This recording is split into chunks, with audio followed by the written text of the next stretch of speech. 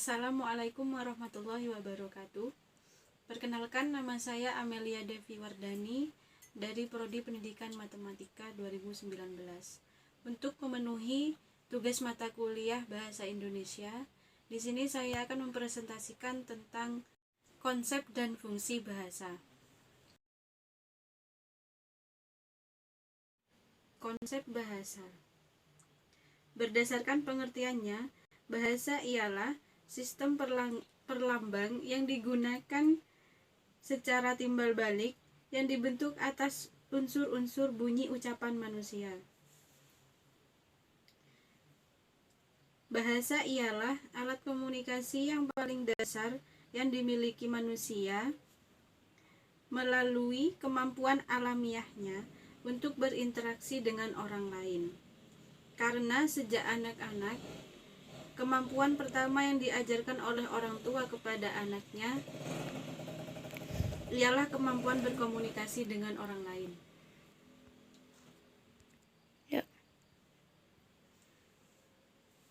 Bahasa juga terkait dalam perkembangan budaya.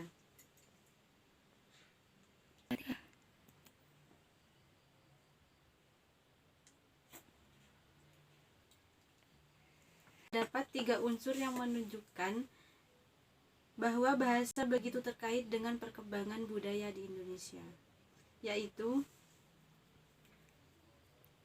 1. Bahasa sebagai unsur budaya. 2. Bahasa sebagai penanda stratifikasi sosial. 3. Bahasa sebagai simbol budaya. Fungsi bahasa. 1. Bahasa sebagai alat ekspresi diri.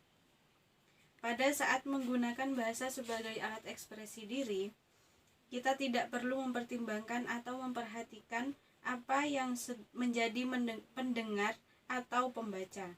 Kita menggunakan bahasa hanya untuk kepentingan pribadi, sebagai alat untuk menyatakan ekspresi diri. Bahasa menyatakan secara terbuka segala sesuatu yang tersirat di dalam hati, pikiran kita, sekurang-kurangnya untuk menaklukkan keberadaan kita. 2. Bahasa sebagai alat komunikasi.